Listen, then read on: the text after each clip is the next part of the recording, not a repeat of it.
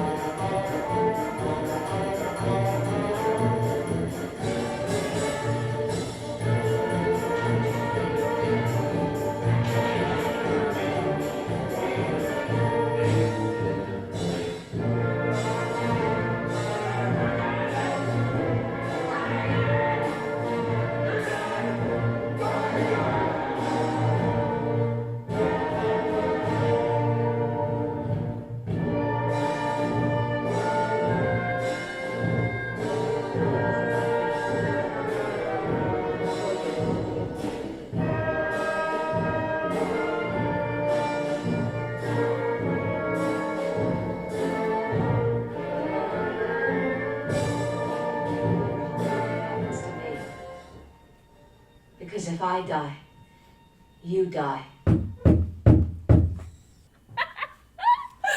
mais enfin, rassurez-vous, je ne suis pas Katie Bates. Je suis pas une adepte des romans à l'eau de rose et j'ai horreur de feuilletons télé pour femmes au foyer. Pour être honnête, je pensais que je n'avais plus besoin de personne. Et qu'il était préférable qu'on me laisse crever tout seul, dans mon fauteuil. Vous n'êtes pas timide, au moins?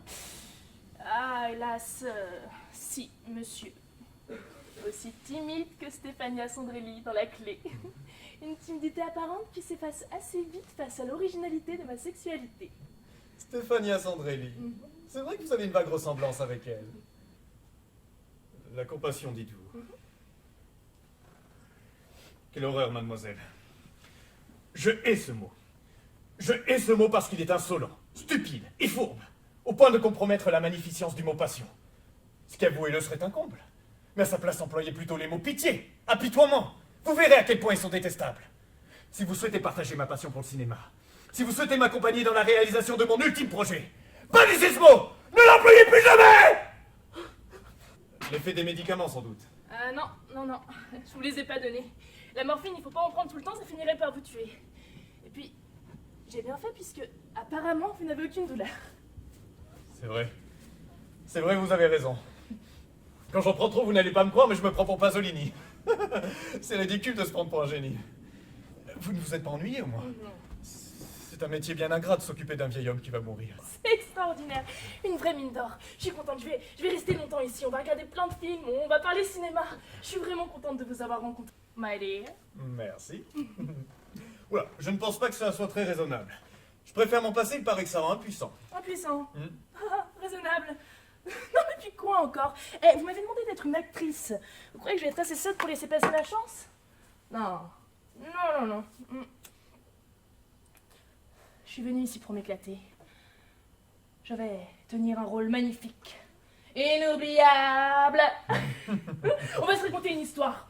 Une histoire d'amour. Ou une histoire de foot, on sera peut-être plus à notre portée. Un petit remake de Shining, ça vous tente pas? Non, les histoires de fous me perturbent.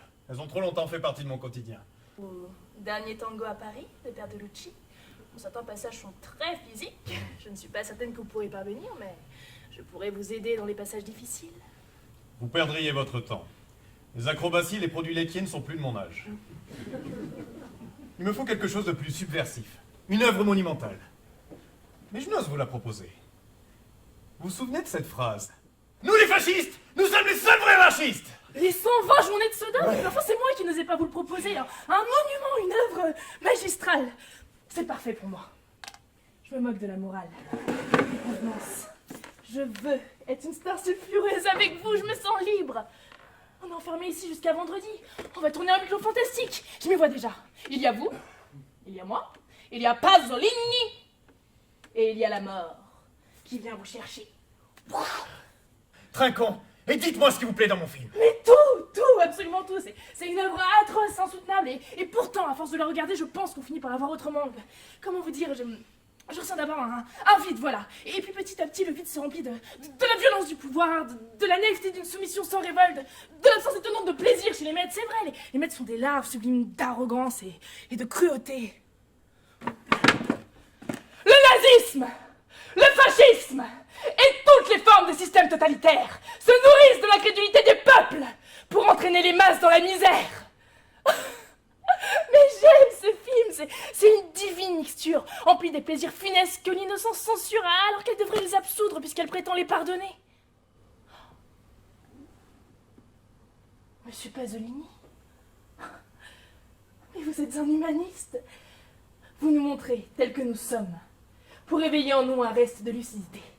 Alors, on a marché le long de la grève, comme dans les contes immoraux de Borosvik. Et je vous ai regardé vieillir en me demandant si j'avais vraiment envie de vous séduire, malgré les années qui passaient et qui semblaient n'avoir de prise que sur vous. Encore quelques pas, et la mort viendrait vous chercher. Le regard d'une femme jeune sur un homme de mon âge n'est la plupart du temps que le regard d'une fille sur son père, ou du moins sur le père qu'elle aurait voulu avoir. Dès lors, l'acte de séduction ressemble à un amour filial étrangement idéalisé. La répulsion de l'inceste fait le reste, en excluant par l'étroitesse de notre éducation toute forme possible de sexualité. Ajoutez à cette réflexion l'aberration iconoclaste du mythe de Blanche-Neige et de son prince charmant, qui de nos jours encore fabrique des divorcés et des féministes, et vous conduirez vos pas sur le sentier du cauchemar, dans l'impasse stupide de l'impossibilité. Mon exigence de vérité relève de l'excitation impudie que vos propos ont générée. Exiger de telles confidences peut vous sembler déplacé, mais pourquoi vous opposer à la curiosité d'un vieillard mourant? Je suis malade, monsieur Pasolini. Gravement malade. Mon esprit a chaviré dans une nymphomanie morbide que la médecine appelle nécrophilie. Voilà. Rassurez-vous, j'ai tué personne. Mais dans mes hallucinations les plus sombres, l'idée m'en est souvent venue. Oh, comment puis-je croire une chose pareille? Dis-moi quelle situation cocasse ou quel titre pour notre histoire? L'étrange passion de Laura Bouton, nymphette nécrophile, le dernier Pasolini, encore quelques heures sur vos écrans. Oh, mais vous me rendez tellement curieux que vous allez m'empêcher de mourir. Alors que mort, je devenais sans le savoir l'objet macabre de votre convoitise. Voilà que cette brusque envie de survivre m'empêche toute possibilité de vous séduire. Oh non mais, la survie, quelle aberration! Laura, ne vous mettez pas dans des états pareils! Vous êtes rentré dans la peau d'un personnage digne de Pasolini! Vous n'avez pas encore vu la mort de près, monsieur Pasolini. Regardez l'avenir. Elle galope dans un ciel d'orage, chargé de nuages noirs. Regardez comme elle est fière, majestueuse et dangereuse au milieu de ses camarades. La conquête, la guerre et la pestilence. Les 4 cavaliers de l'Apocalypse, monsieur Pasolini. Le merveilleux film de Vincente Minelli. 4 Amazones. 4 furies dont la beauté hideuse se cause de nos angoisses et se raille de nos plaintes. Elles sont venues pour nous punir. Notre crime, c'est l'oubli de notre dérision.